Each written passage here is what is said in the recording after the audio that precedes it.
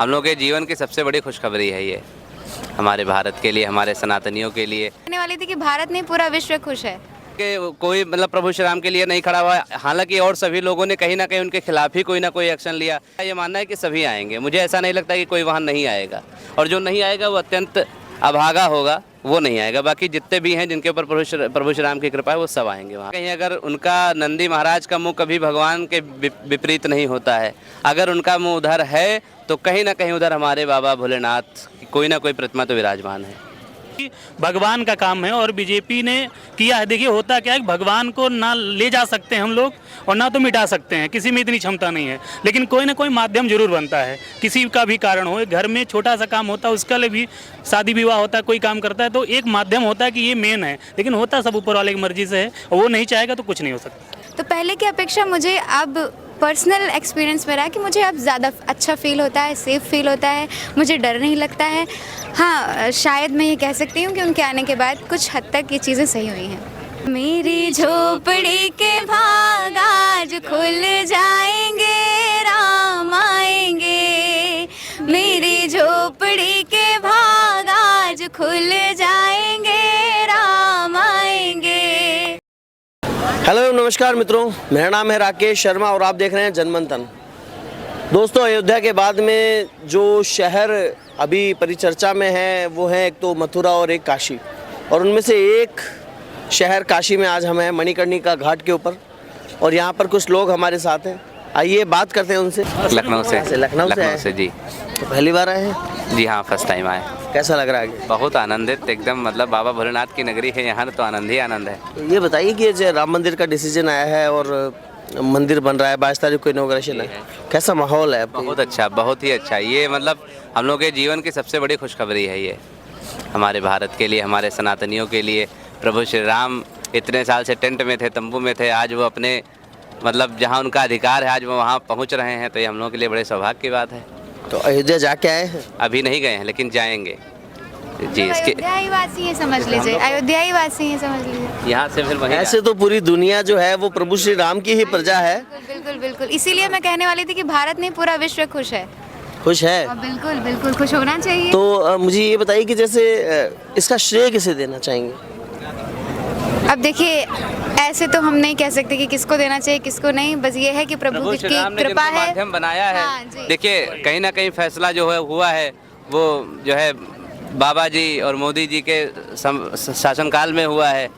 बाकी जिन्होंने भी इनके केस लड़ा, बाकी जो रामभद्राचार्य जी महाराज जिन्होंने 400 कुछ प्रमाण पेश किए अदालत के समक्ष, तो इन सभी के ऊपर कहीं ना कहीं प्रभु श्री राम का हाथ है, आशीर्वाद है, और वो माध्यम बने हैं इसके लिए, वो भी बहुत अत्यंत सौभाग्यशाली हैं। और हम लोग इस बात के साक्षी हैं कि हमारे समय में राम मंदिर का निर्माण हो रहा है, तो कहीं ना कहीं हम लोग भी बड़े सौभाग्यशाली हैं। तो जैसे विपक्षी आरोप भी लगा रहे हैं कि भी राजनीतिकरण किया जा रहा है मंदिर का।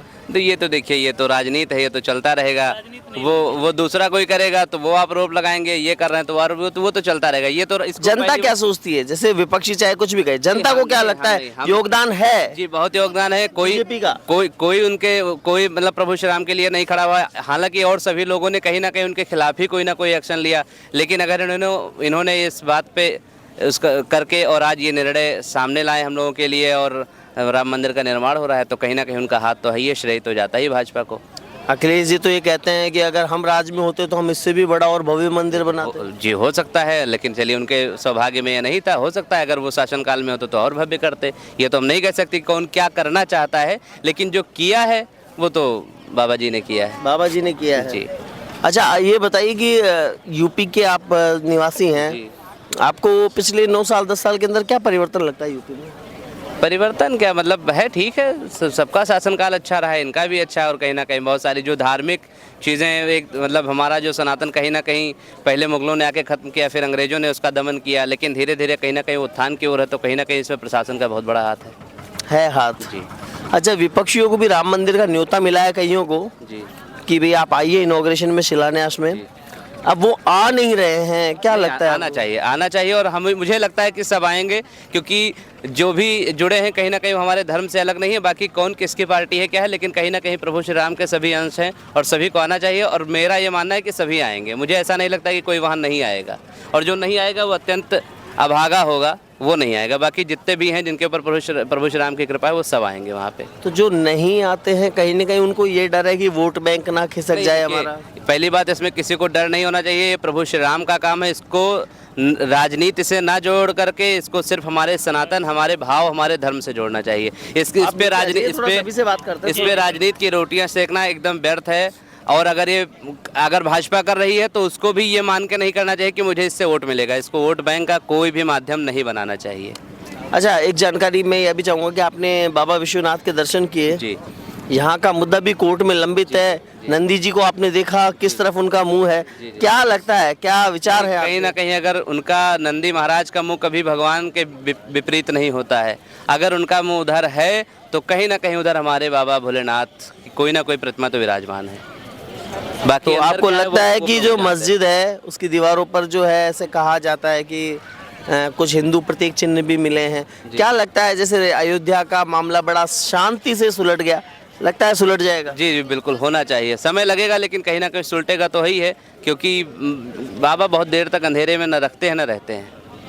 तो क्या लगता है बाबा तो खैर स्वयं अपने आप में वो परम शक्ति हैं जिनकी समस्त एक छोटे छोटे अंश से ये संपूर्ण संसार चल रहा है। जी जी।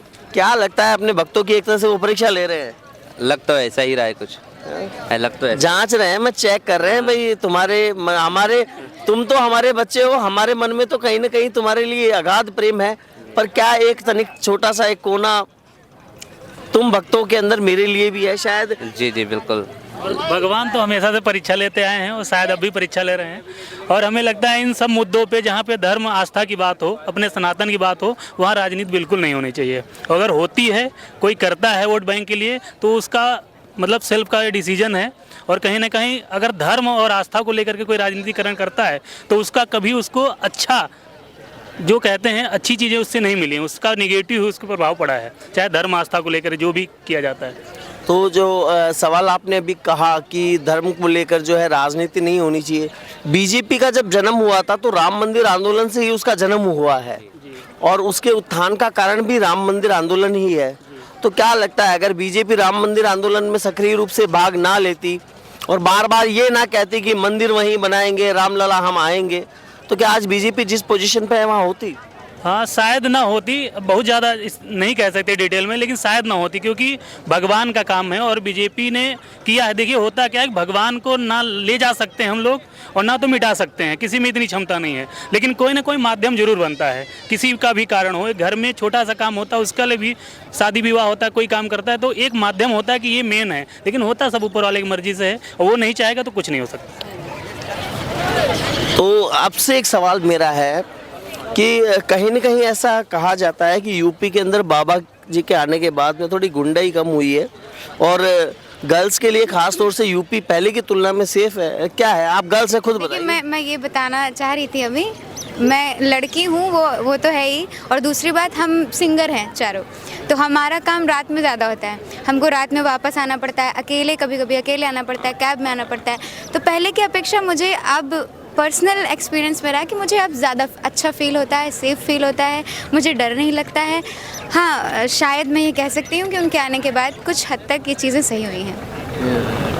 आपका शुभ नाम क्या है? अनुष्का यादव। तो अनुष्का जी, आप बताइए कि जो बात इन्होंने कही है वो उससे आप कहाँ तक सहमत हैं? इस बात से पूरी तरह सहमत है, लेकिन कुछ अपनी चीज़ें अपने ऊपर भी डिपेंड करती हैं कि हम कैसे रास्ते से जा रहे हैं, क्या करें, क्योंकि हर लोगों को अच्छा नहीं समझ सकते और ये चीज़ें सब कुछ सरकार के ऊपर नहीं होती। वो तो अपनी तरफ से वो यही सोचते हैं कि सेफ़ रहे सभी लोग, लेकिन अगर हम नहीं चाहेंगे तो हम भी सेफ़ नहीं रह सकते। बाकी तो आप ये कहना चाहती हैं कि पहले की सरकारी थी वो भी इतनी ही एक्टिव थी? हाँ, बिल्कुल एक्टिव थी, इस मामले भी एक्टिव थी और सारे कामों में एक्टिव थी, और अभी भी हमारी जो सरकार है वो भी इस मामले में एक्टिव है, अच्छी। नहीं, तो आपको क्या लगता है, लोग ये कहते हैं कि गुंडाई खत्म हो गई है, प्रदेश में शांति आई है आपके यूपी के अंदर, तो जब वो ये बात कहते हैं आई है, इसका मतलब ये होता है कहीं ना कहीं कि पहले नहीं थी? नहीं, पहले भी थी और इस समय भी है, लेकिन ये ख़त्म नहीं कह सकते, ख़त्म तो नहीं है गुंडे भी, लेकिन हाँ कुछ तो 19-20 का फ़र्क है। और सभी लोग कहते हैं, हाँ सभी लोग ये चीज़ कहते हैं, कुछ फ़र्क है तभी लोग कहते हैं। हाँ, तो अभी आपने बताया आप सिंगर हैं, चारों ही सिंगर हैं आप, तो क्या सुनाने चाहेंगे कुछ हमें? सुनाइए। सब नाम सुनाते हैं हम लोग शायद सुना। कुछ भी सुनाओ। प्रभु बाबा भोलेनाथ के नगरी हाँ। शिवाय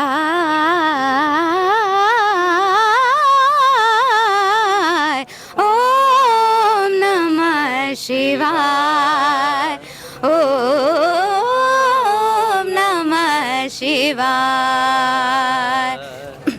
तीन शब्द में दृष्टि सारी सृष्टि सारी समाय। ओम नमः शिवाय ओम नमः शिवाय। बोल शंकर भोलेनाथ की जय। बड़ी ही मधुर आवाज़ और बड़ा ही अच्छा समा बांधा। तो भगवान राम विराज रहे हैं, तो मुझे लगता है कि भगवान राम का भी होना चाहिए। होना चाहिए। एक भगवान राम का भजन भी मैं चाहूँगा आप जरूर हमारे दर्शकों को सुनाएं। जी कौन सुना? झोपड़ी के भाग आज खुल जाएंगे। क्या बात है। मेरी झोपड़ी के भाग आज खुल जाएंगे, राम आएंगे। मेरी झोपड़ी के भाग आज खुल जाएंगे, राम आएंगे। राम आएंगे तो अंगना बुहारूंगी, दीप जला के दिवाली मैं मनाऊंगी। राम आएंगे तो अंगना बुहारूंगी, दीप जला के दिवाली मैं मनाऊंगी। मेरे जन्मों के साथ आज खुल जाएंगे, राम आएंगे। हो मेरे जन्मों के भाग आज खुल जाएंगे, राम आएंगे। जय श्री राम। जय श्री राम। बहुत ही अद्भुत वाणी के अंदर इन्होंने अपने भावों को शब्दों के माध्यम से, गीतों के माध्यम से प्रस्फुटित किया। और आई होप जिस स्पिरिचुअलिटी की हम बात करते हैं वो स्पिरिचुअलिटी इनकी भाषा में और इनके गानों में हमें दिखाई देती है।